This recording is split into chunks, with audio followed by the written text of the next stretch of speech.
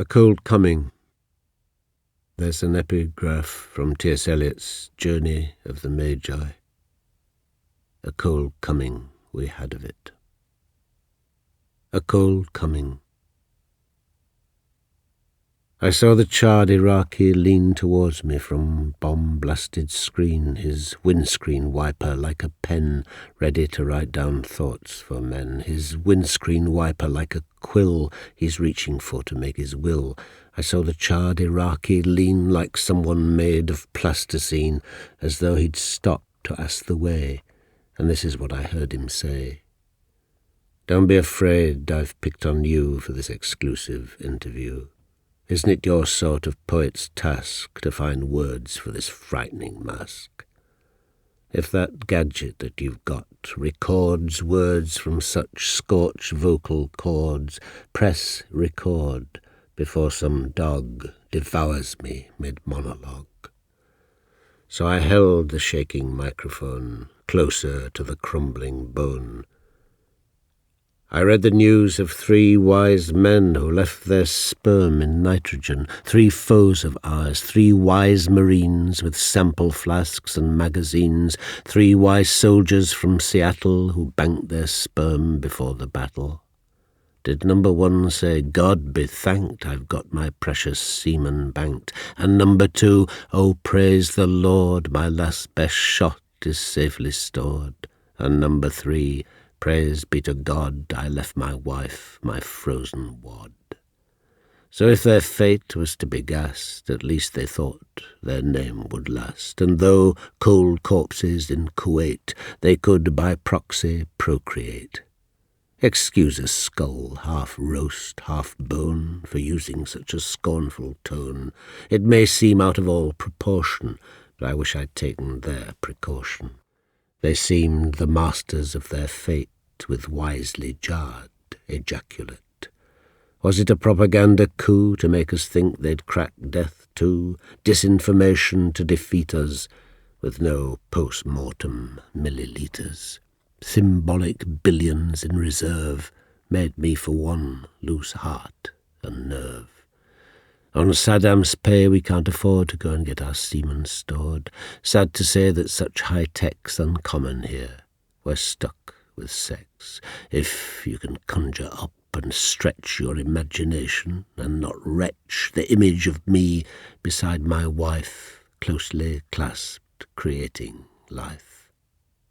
I let the unfleshed skull unfold a story I'd been already told, and idly tried to calculate the content of ejaculate. The sperm in one ejaculation equals the whole Iraqi nation, times roughly, let's say, 12.5, though that 0.5's not now alive. Let's say the sperms were an amount so many times the body count, 2,500 times at least.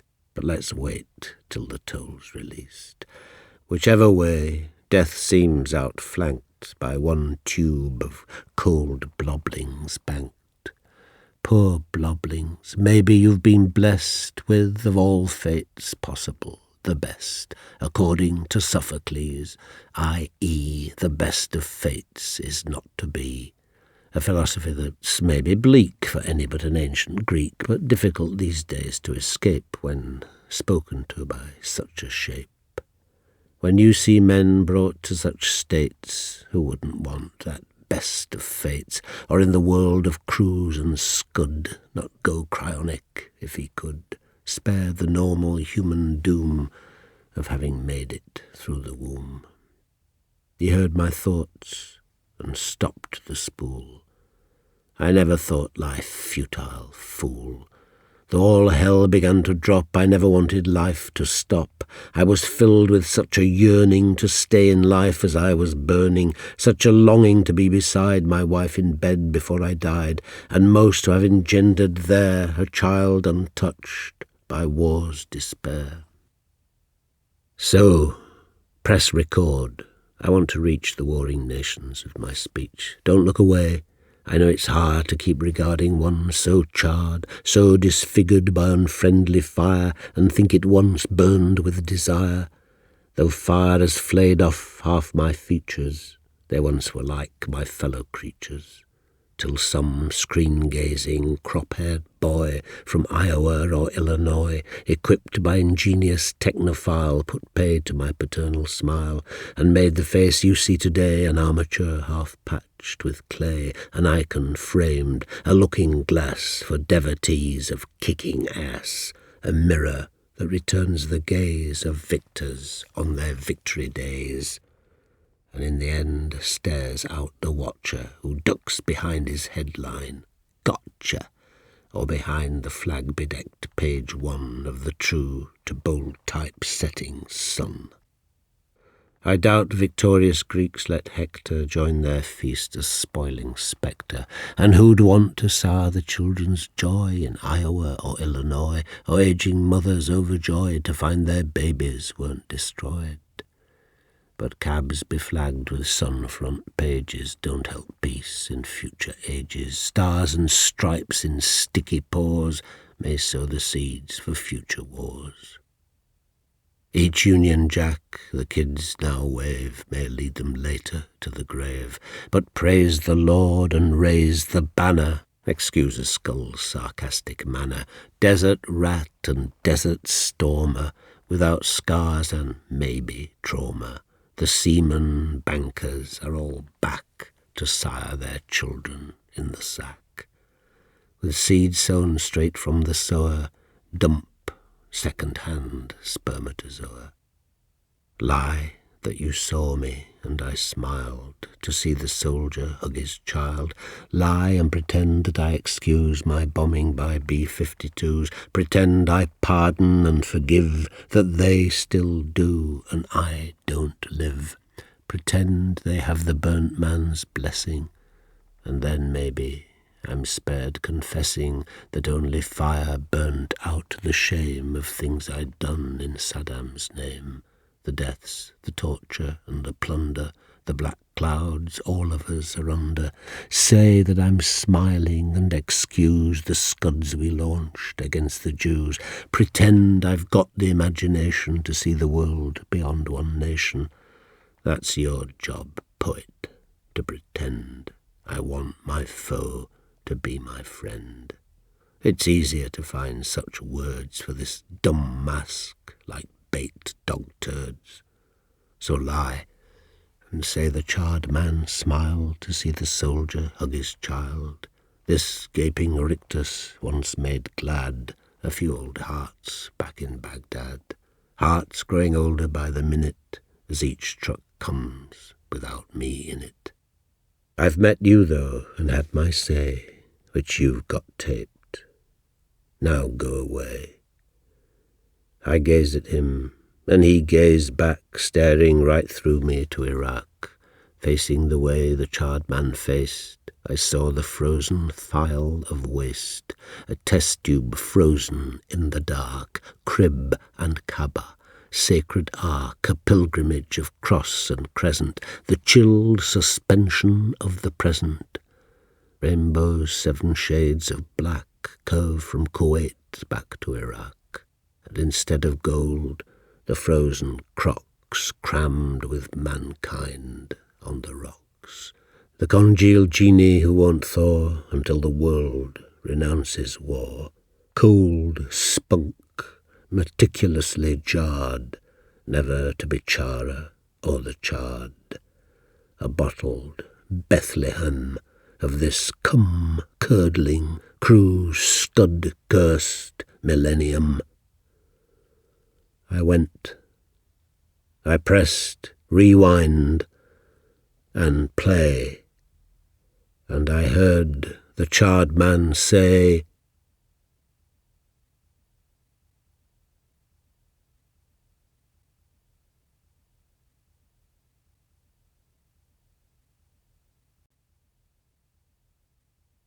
shrapnel.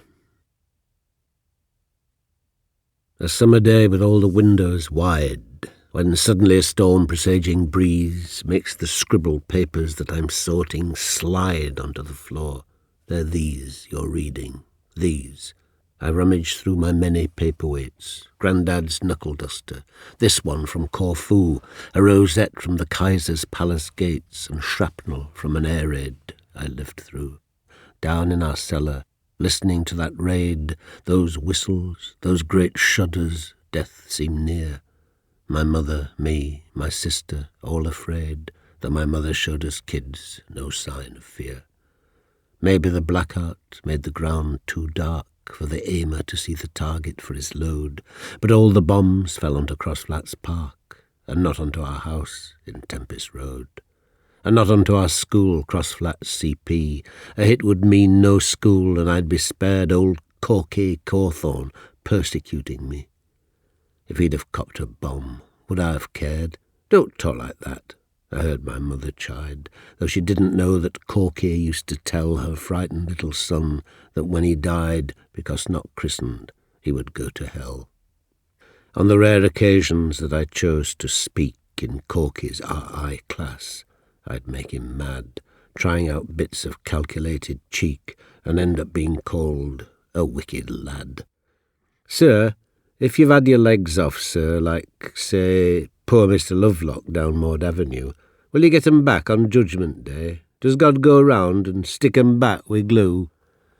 Corky Cawthorne's cruel and crude RI put me off God for life. I swore I'd go neither to hell below nor heaven on high, and Beeston was all of both I'd ever know. He also taught music, which he made me hate, not quite as much as God, into my teens. I'd never have come to music, even late, if that raid had blown me into smithereens. I went to see the craters the bombs made first thing in the morning, and us lads collected lumps of shrapnel from the raid to prove we'd seen some war to absent dads. There was a bobby there who didn't mind craters being used by kids so soon for play, or hunting for shrapnel that he helped us find. Clutching my twisted lump, I heard him say, "Happen Jerry must have been humane, or there'd have been a bloodbath here last night. They'd be flattened now, what houses in Lodge Lane, Tempest Road, Old Harlech, Stratford Street. He dumped his bombs on Park and damaged nowt. Missing rows of houses either side. Humane, and him a bloody kraut." And but for him, I thought, I could have died.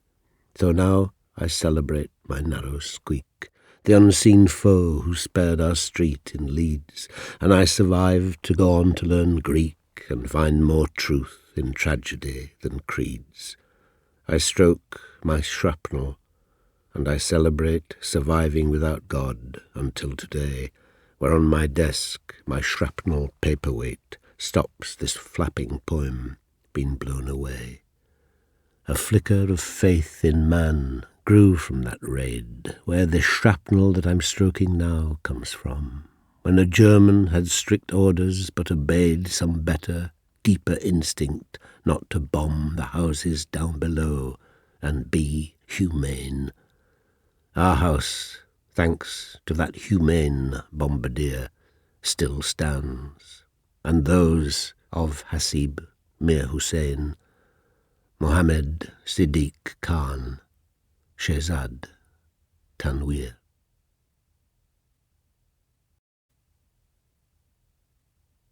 Fig on the Tyne, for Shani on her birthday. My life and garden, both transforming, thanks to you and global warming, started today to intertwine, tasting my first fig on the Tyne. When I heard scientists predict there'd be apricots and peaches picked in Britain's south and Pinot Noir where the rhubarb fields of Yorkshire are, the Pithill Pinot from lush vines ripening on demolished mines, a Rossington Viognier, Sheffield Shiraz, Grimethorpe Gamay, fancy made a sun-kissed fiction, Dionysus redeeming dereliction. Dionysus. Wishful thinking, sitting in Doncaster, drinking in southern sun that lasts all day, a local Donny Van Dupé. No sommelier worth his salt'll spurn Gewürztraminer from Wath-on-Dearn.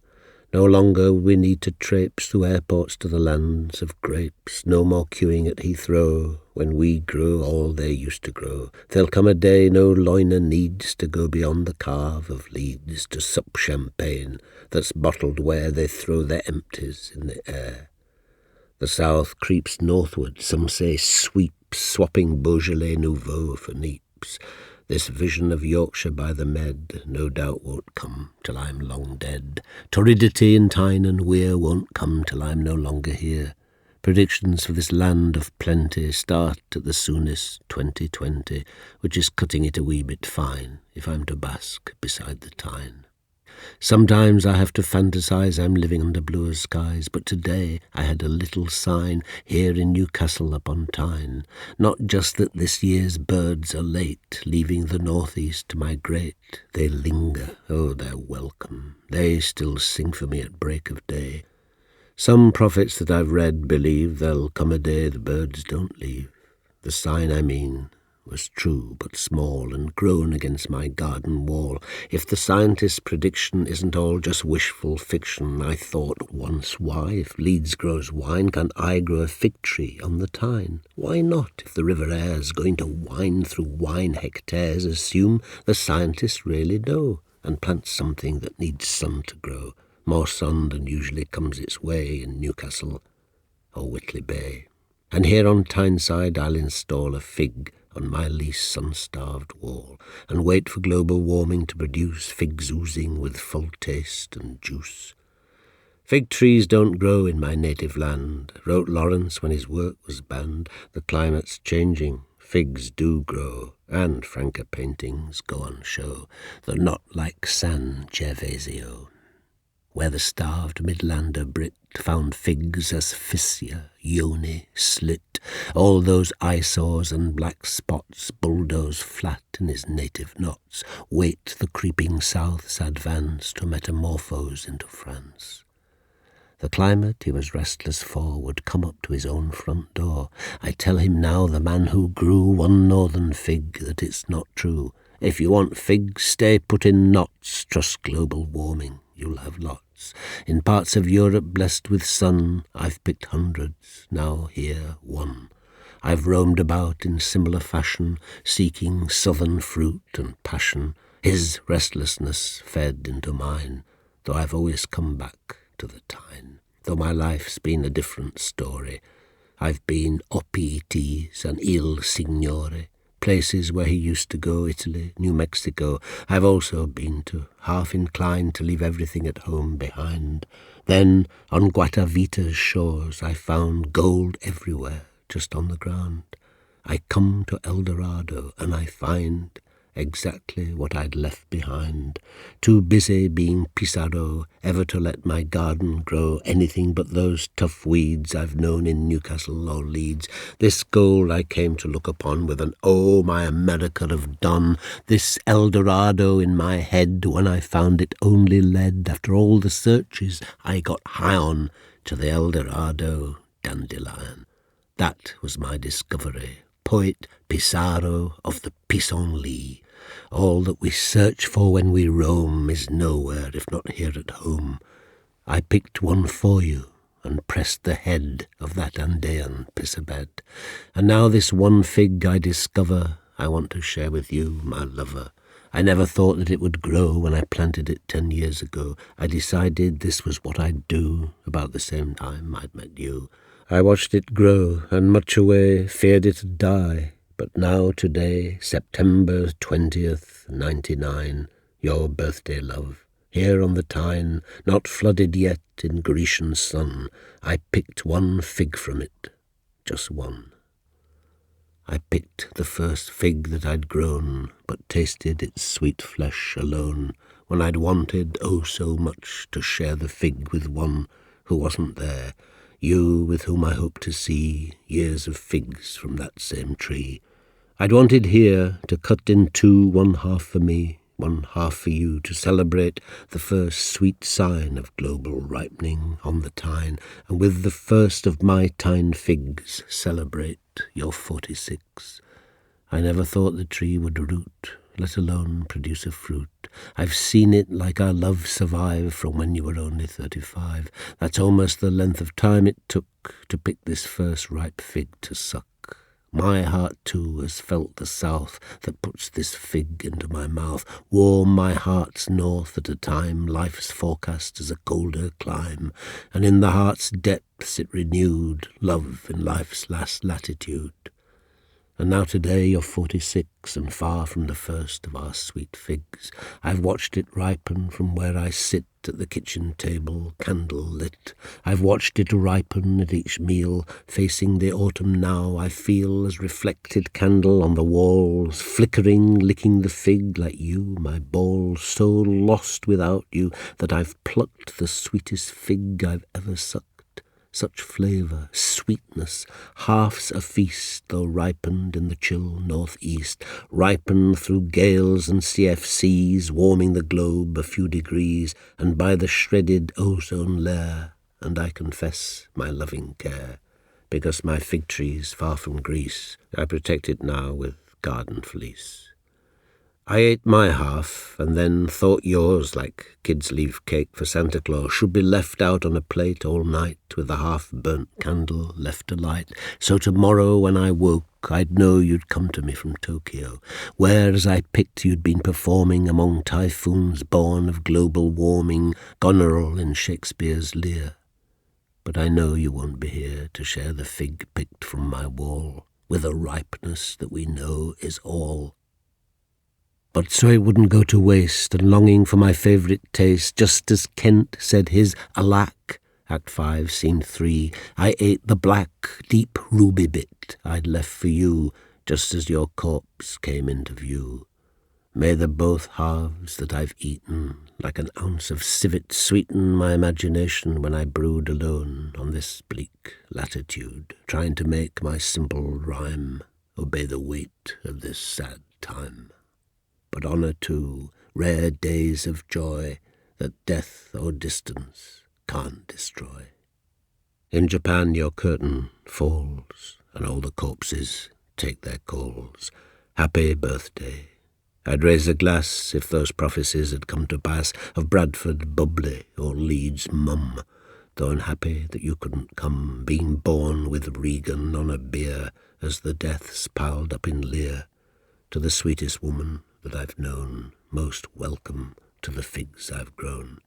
Next September, if you're freer, and raised from the corpse pile of King Lear, we'll celebrate your birthday here with storm-ripened fruit. 46 leaves life enough for future figs, and I still hope to suck a few, though this year I turn 62. May whatever's left in yours and mine bring figs like my first fig on the Tyne.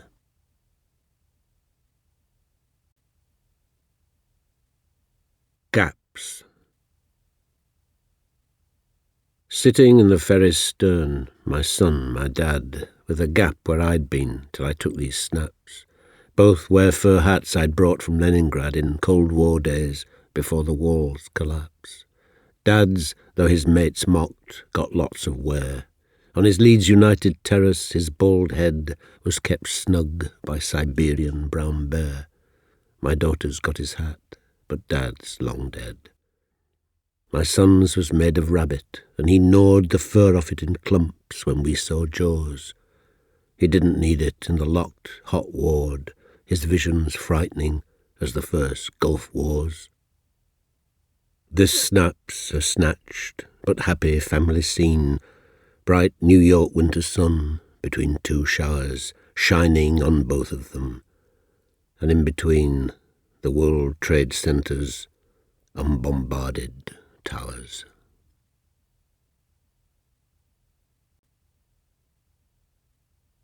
Initial illumination.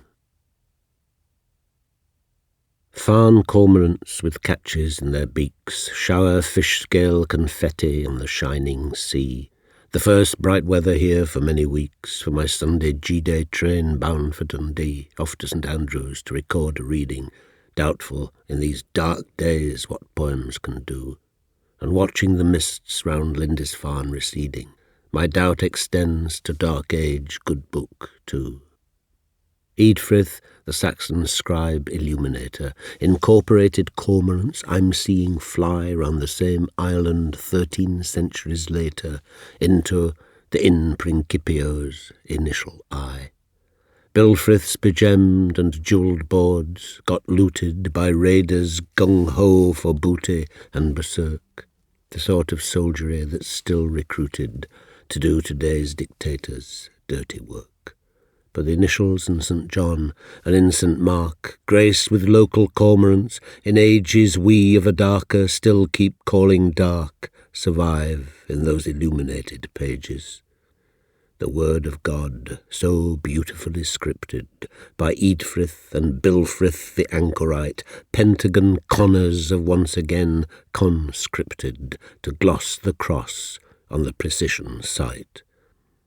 Candle power, steady hand, gold leaf, a brush, were all that Eadfrith had to beautify the word of God, much bandied by George Bush, whose word illuminated midnight sky and confused the Baghdad cock, who was betrayed by bombs into believing day was dawning, and crowed his heart out at the deadly raid, and didn't live to greet the proper morning. Now, with noonday headlights in Kuwait, and the burial of the blackened in Baghdad, let them remember, all those who celebrate, that their good news is someone else's bad, or the light will never dawn on poor mankind. Is it open-armed at all, that Victory V?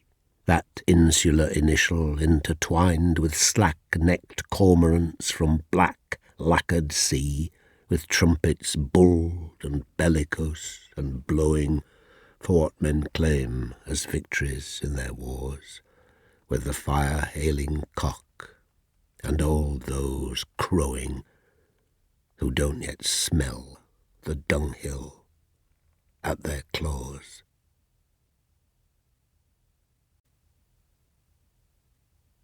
Isolation.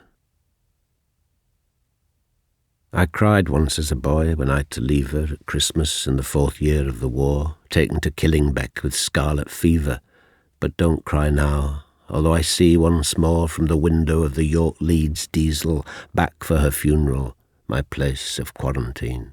And don't, though I notice by the same rail track hawthorns laden with red berries as they'd been when we'd seen them the day that we returned from the hospital on this same train together, and she taught me a country saying that she'd learned as a child. Berries bode bad winter weather. And don't, though the fresh graves flecked with sleet, and Dad, with every fire back home switched on, frozen. And don't, until I hear him bleat round the ransacked house for his long johns.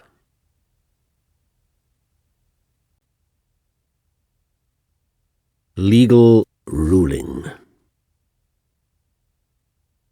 Our future king, de jure, may be dunked into his spouse's cunt, no more his whores. Oh, let law make this monarch as defunct as Camilla's tampon after menopause.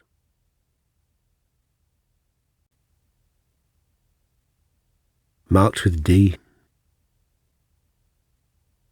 When the chilled dough of his flesh went in an oven not unlike those he'd fuelled all his life, I thought of his cataracts ablaze with heaven and radiant with the sight of his dead wife, light streaming from his mouth to shape her name, not Florence and not Flo, but always Florrie. I thought how his cold tongue burst into flame, but only literally, which makes me sorry for his sake. There's no heaven to reach.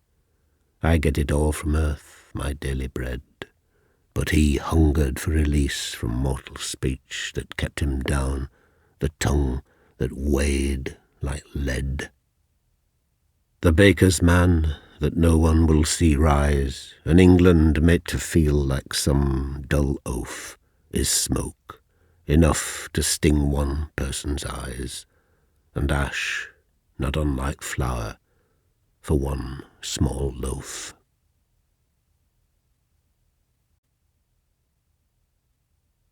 National Trust. Bottomless pits. There's one in Castleton, and stout upholders of our law and order one day thought its depth worth wagering on, and borrowed a convict, hush-hush, from his warder, and winched him down and back, flayed, grey, mad, dumb. Not even a good flogging made him holler. Oh, gentlemen, a better way to plumb the depths of Britain's dangling a scholar, say, here at the booming shaft at Toan Roath, now National Trust, a place where they got tin, those gentlemen who silenced the men's oath and killed the language that they swore it in. The dumb go down in history and disappear, and not one gentleman's been brought to book. Mesten heptavas agolas idia, Cornish. The tongueless man gets his land took.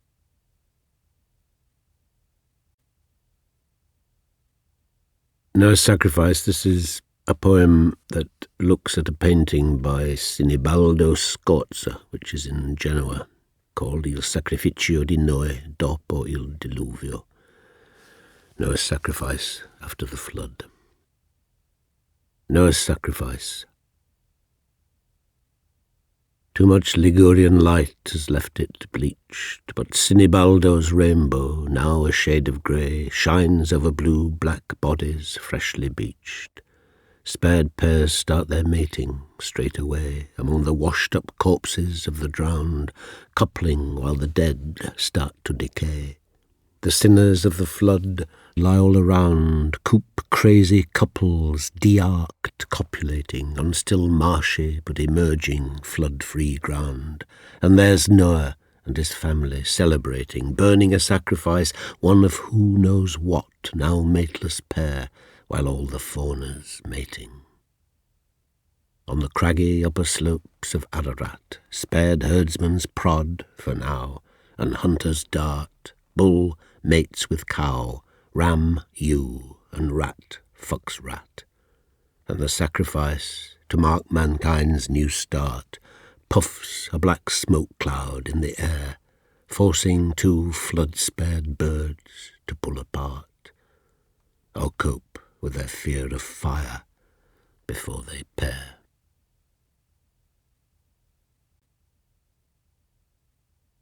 From 3 poems from Bosnia. The Cycles of Donny Vakuf. We take Emerald to Bogojno, then the opal route to Donny Vakuf, where Kalashnikovs still shoot at retreating Serbs or at the sky to drum up the leaden beat of victory. Once more, though this time Serbian, homes get pounded to facades like honeycombs. This time it's the Bosnian Muslims' turn to cleanse a taken town, to loot and burn. Donny Vakuf fell last night at 11, victory signalled by firing rounds to heaven and for the God to whom their victories owed. We see some victors cycling down the road on bikes that they're too big for. They feel so tall as victors, all conveyances seem small.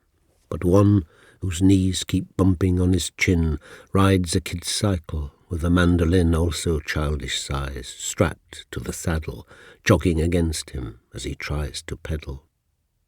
His machine gun and the mandolin impede his furious pedalling and slow down the speed appropriate to Victor's huge-limbed and big-booted, and he's defeated by the small bike that is looted.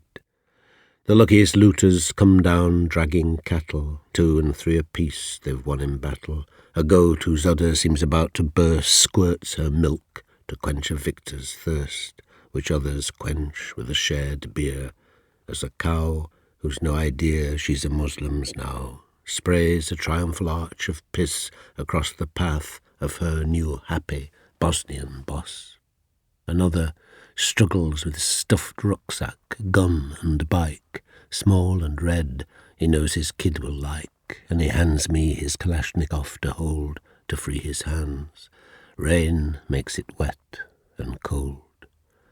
When he's balanced his booty, he makes off for a moment, forgetting his Kalashnikov, which he slings with all his looted load onto his shoulder, and trudges down the road where a solitary reaper passes by, scythe on his shoulder, wanting fields to dry, hoping, listening to the thunder, that the day will brighten up enough to cut his hay. And tonight some small boy will be glad he's got the present of a bike from Soldier Dad, who braved the Serb artillery and fire to bring back a scuffed red bike with one flat tire. And among the thousands fleeing north, another, with all his gladness gutted, with his mother, knowing the nightmare they are cycling in, will miss the music of his mandolin.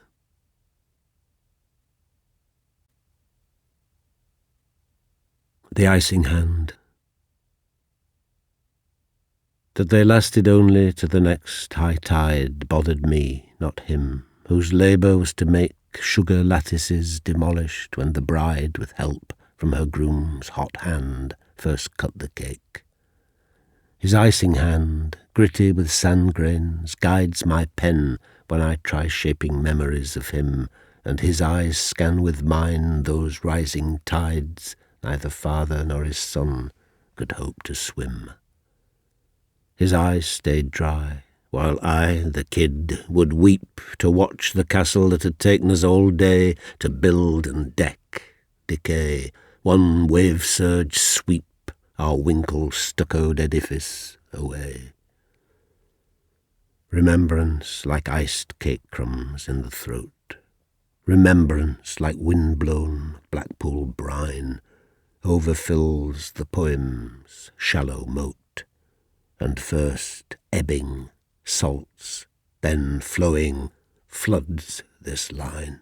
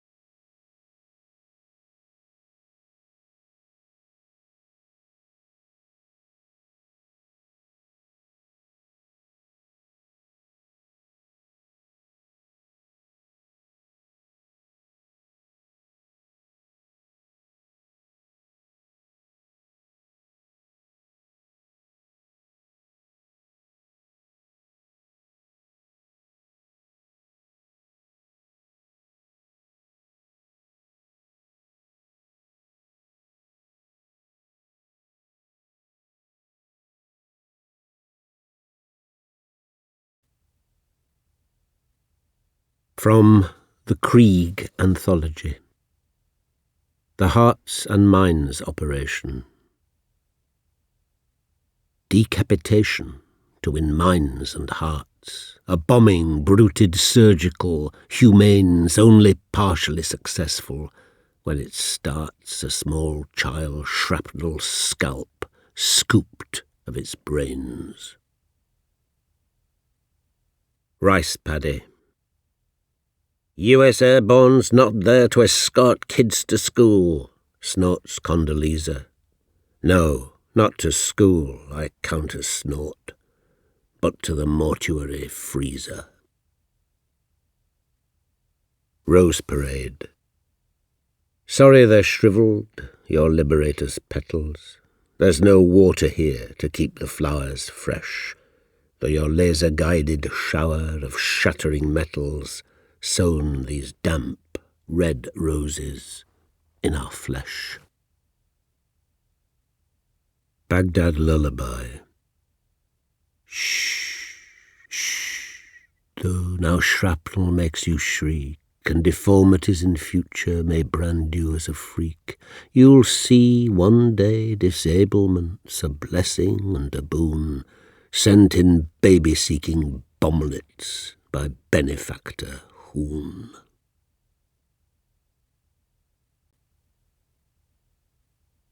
The Nuptial Torches. This has an epigraph from Motley's The Rise of the Dutch Republic.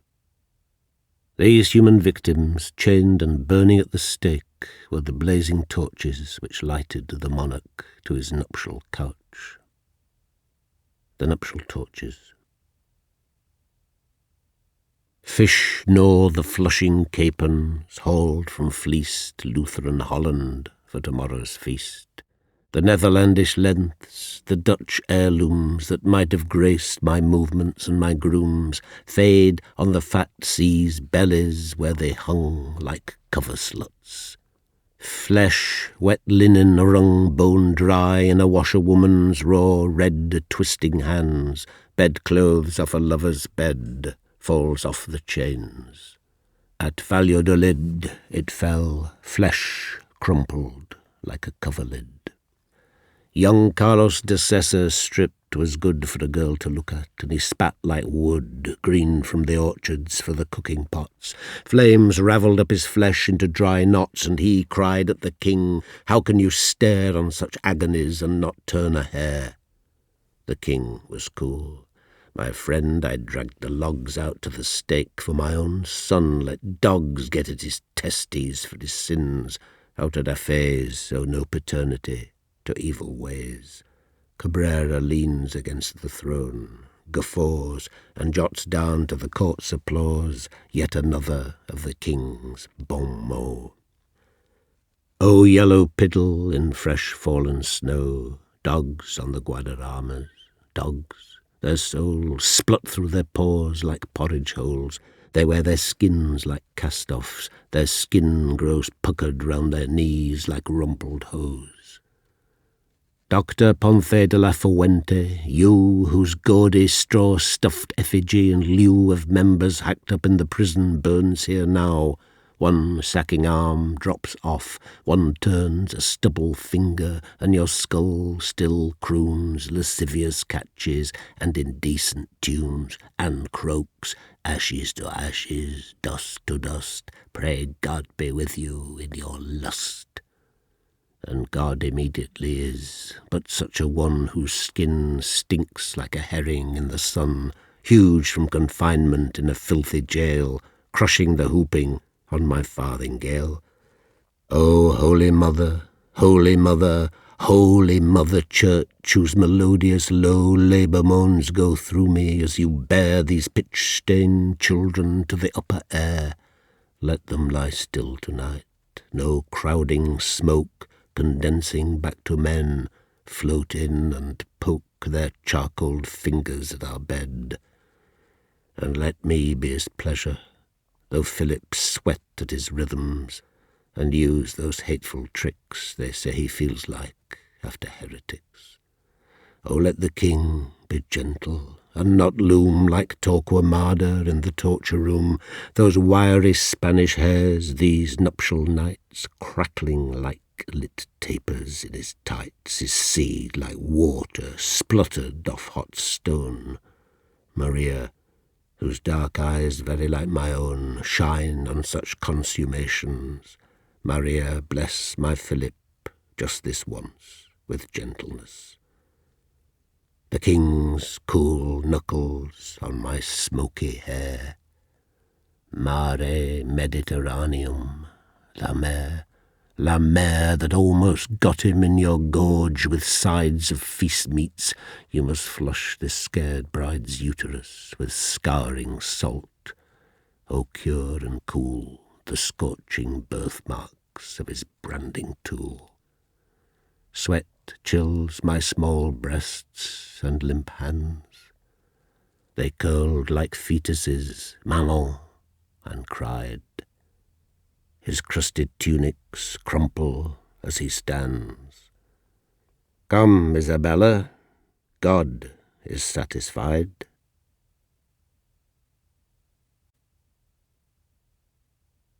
Them and Us, for Professors Richard Hoggart and Leon Cortez. Leon Cortez was a radio comedian and sometimes also on stage who translated the works of Shakespeare into demotic Cockney. Them and Us. Aye, stutterer Demosthenes, gob full of pebbles, out-shouting seas. 4 words only of "me heart aches," and "mine's broken, you barbarian T.W." He was nicely spoken. Can't have our glorious heritage done to death. I played the drunken porter in Macbeth. Poetry's the speech of kings. You're one of those. Shakespeare gives the comic bits to prose. All poetry, even Cockney Keats, you see, has been dubbed by us into RP, received pronunciation. Please believe us. Your speech is in the hands of the receivers. We say us, not us, T.W. That shook my trap. I doff my flat A's, as in flat cap, my mouth all stuffed with glottals, great lumps to hawk up and spit out. Enunciate! So write your buggers then. We'll occupy your lousy leasehold poetry. I chewed up literature and spat the bones into the lap of dozing Daniel Jones, dropped the initials I'd been harried as, and used my name and own voice, us, ended sentences with by, with, from, and spoke the language that I spoke at home. R.I.P.R.P., R.I.P.T.W. I'm Tony Harrison, no longer you. You can tell the receivers where to go, and not aspirate it, once you know Wordsworth's matter, watter are full rhymes. Us can be loving as well as funny. My first mention in the Times automatically made Tony Anthony.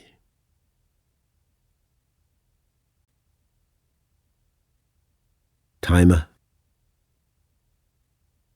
Gold survives the fire that's hot enough to make you ashes in a standard urn.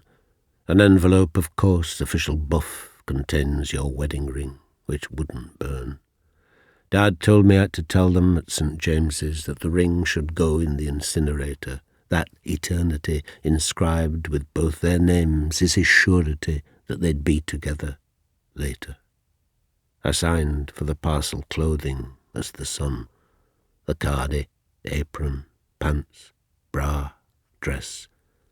The clerk phoned down. 68831, has she still a ring on? Slight pause.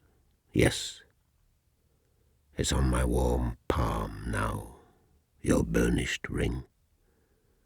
I feel your ashes, head, arms, breasts, womb, legs sift through its circle slowly. Like that thing you used to let me watch to time the eggs.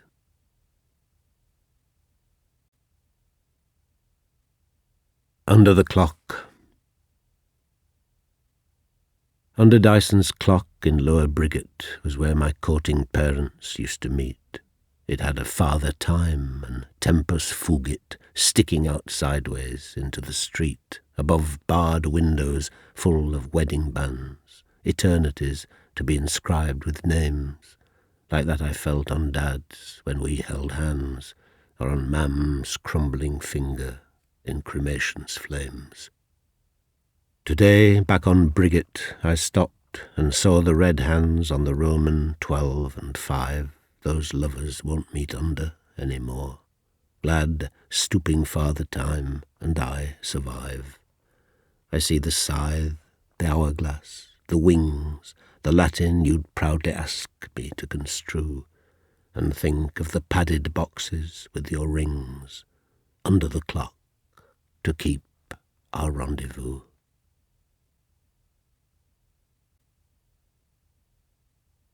Classics Society, Leeds Grammar School, 1552 to 1952.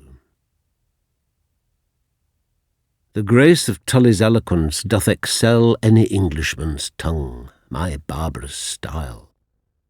The tongue our leaders used to cast their spell was once denounced as rude, gross, base, and vile. How fortunate we are who've come so far. We boys can take old Hansards and translate the British Empire into SPQR, but nothing demotic or too up-to-date, and not the English that I speak at home, not Hansard standards. And if Antoninus spoke like delinquent Latin back in Rome, he'd probably get gamma double minus. And so the lad who gets the alphas works the hardest in his class at his translation, and finds good Cicerodian for Burke's, a dreadful schism in the British nation.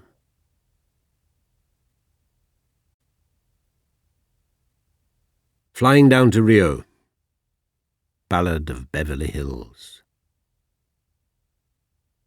Big mouth of the Horn of Plenty, horny Hollywood, food, flesh, fashion, conoscenti, grudge the midge her might of blood. Fat bugs fry and small gnats ping against insecticutor bars, so no slight unsightly sting blemishes the flesh of stars. Don't adjust the skew with Manet, you'll touch off the thief device, monitored each nook and cranny of this closed-circuit paradise. But tonight she's feeling spooky, plucking plasmic plectra, strike her nerve strings like a bop bazooki, boogie-woogie balalaika. Divinely draped in third-world folk art, locations where the labour's cheap, unaware she'll soon join Bogart, Big C first and then Big Sleep. Brown tits 7/8 on shoal, Scotch the lies they're not her own, Death's the only gigolo rumbled at their silicone. Death the riveting romancer in sheerest X-ray underwear, nimble-footed fancy dancer, bonier than Fred Astaire, gurning at you, gotcha, on his dance card once you're born, cold karaoke or chill cha-cha, charnel wise to forest lawn.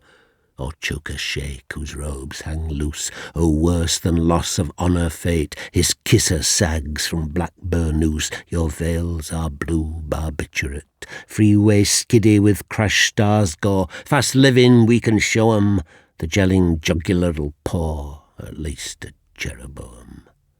Places that you once changed planes at, or hardened second units shot, this afterlife eternal, flat, horizonless backlot. Places, faces from your worst dream, say starvelings of Recife, who made your slimmer's body seem embarrassingly beefy.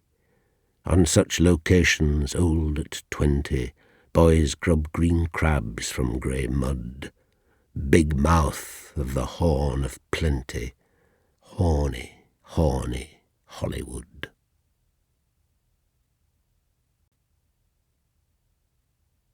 Two poems from a sequence called Curtain Sonnets. 1.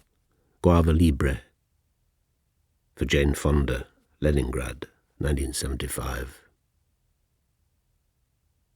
Pickled Gold Coast clitoridectomies, labia minora in formaldehyde, a rose-pink death mask of a screen cult kiss, Marilyn's mouth or vulva mummified.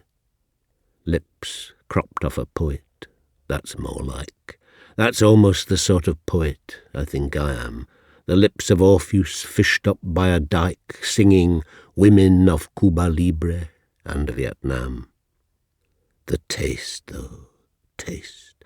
Ah, that could only be women, women, oh abajo men. The thought of it's enough to make you come, the honeyed yoni of Eurydice. And I am Orpheus, going down again. Thanks for the guavas, soaked in Cuban rum.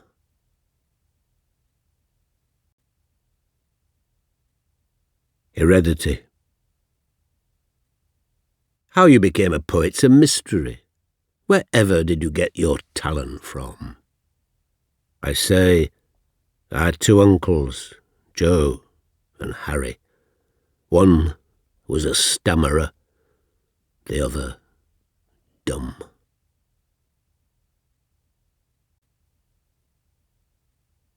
These are sonnets from the School of Eloquence. On not being Milton, for Sergio Vieira and Armando Guebuza of Frelimo. I should explain that an Enoch is an iron sledgehammer used by the Luddites to smash the frames that were also made by the same Enoch Taylor of Marsden. The cry was, Enoch made them, Enoch shall break them. On not being Milton. Read and committed to the flames, I call these 16 lines that go back to my roots, my cahier de retour au pays natal, my growing black enough to fit my boots. The stutter of the scold out of the branks of condescension, class and counterclass, thickens with glottals to a lumpen mass of ludding morphemes closing up their ranks. Each swung cast iron Enoch of lead stress clangs of forged music on the frames of art, the looms of owned language smashed apart. 3 cheers for mute ingloriousness. Articulation is the tongue-tide's fighting. In the silence round all poetry, we quote Tidd, the Cato Street conspirator, who wrote, Sir, I am a very bad hand at writing.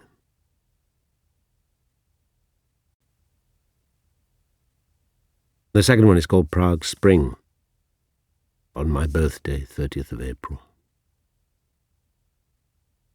A silent scream, the madrigal's top note, puking his wassail on the listening throng, mouthfuls of cumulus, then cobalt throat.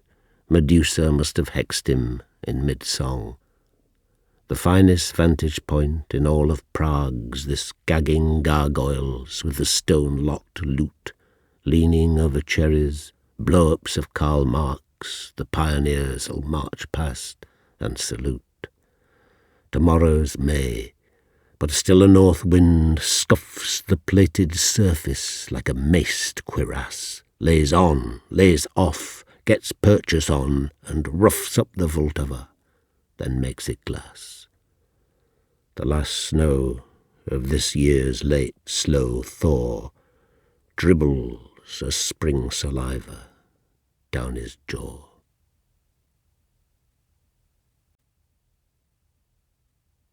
The bedbug.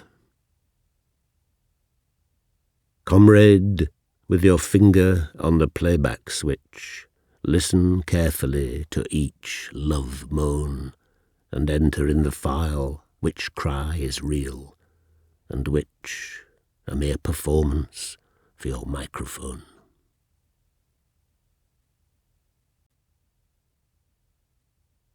The Pocket Wars of Peanuts Joe.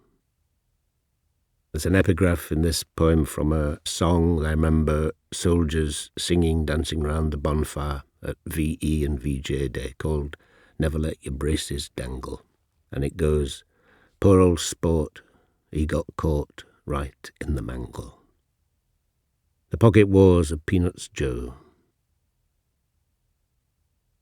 The nuts bit really nis. They didn't guess till after he was dead. Then his sad name was bandied as a dirty backstreet Hess. A masturbator they made bear the blame for all daubed swastikas, all filthy scrawl in gents and ladies. Yank go home, scratched with a chisel on the churchyard wall. The vicar's bogey against wanker's doom. We knew those adult rumours just weren't true. We did it often, but our minds stayed strong. Our palms weren't cold and tacky, and they never grew those telltale matted tangles like King Kong. We knew that what was complicated joy in coupled love, and for lonely men relief. For Joe was fluted rifling, no kid's toy he fired and loaded in his handkerchief. Some said that it was shell shock. They were wrong. His only service was to sing "The Boers Have Got My Daddy" and the veteran song, and window gazing in the surplus stores. In allotment dugouts, nervous of attack, ambushing love shadows in the park, his wishes shrapnel, Joe's ack-ack ejaculatio shot through the dark, strewn, churned-up trenches in his head. Our coms were colourless, but Joe's froze in whooshed cascados of ebullient blood red, each flushed bare woman to a glary pose. VD Day, jellies, trestle tables, cheers for Ruskies, Yanks, and desert rats with guns and braces dangling, drunk, heaped souvenirs, swastikas, jacked-in hats and rising suns. The victory bonfire settled as white ash. The accordion stopped Tipperarying. It was something solemn made Joe flash his mitred bishop as they played the king. Happy and glorious, faded away. Swine, the disabled veteran with the medals cried. The ARP tobacconist rang 999. The desert rats stood guard on either side. 2 coppers came, half Nelsoned, frog marched poor penis off to a cold clink. He goose-stepped backwards, and crowd saw the cock that could gush Hiroshimas start to shrink. A sergeant found him gutted like a fish on army-issue blades, the gormless one, no good for cannon fodder. His last wish bequeathed his gonads to the Pentagon. Thomas Campy and the Copernican System. The other day, all 30 shillings worth of painfully collected waste was blown off the heavy handcart high above the earth, and scattered paper whirled around the town. The earth turns round to face the sun in March, he said, resigned. It's bound to cause a breeze. Familiar last straws. His back's strained arch questioned the stiff balance of his knees. Thomas Campy, who in each demolished home cherished a gibbon with a gilt-work spine, Spengler and Mommsen, and a huge black tome with Latin titles for his own decline. Tabes dorsalis. Veins like flecks, like fused and knotted flecks. With a cart on the cobbled road he drags for life, old clothing, used lectern Bibles, and cracked Copeland Spode, Marie Corelli, Ouida, and Hall Caine, and texts from Patience Strong in tortoise frames. And every pound of this dead weight is pain to Thomas Campy, books, who often dreams of angels in white crinolines all dressed to kill, of God as Queen Victoria, who grabs him by the scruff and shoves his body, pressed quite straight again, under St. Anne's slabs. And round Victoria Regina, thee most high, swathed in luminous smokes like factories, these angels serried in a dark lead sky, chanting Angina, Angina pectoris. Keen winter is the worst time for his back, squeezed lungs and damaged heart. Just one more sharp turn of the earth, those knees will crack, and he will turn his warped spine on the sun. Leeds, offer thanks to that imperial host, squat on its thrones of Ormus and of Ind, for bringing Thomas from his world of dust to dust and leisure of the simplest kind.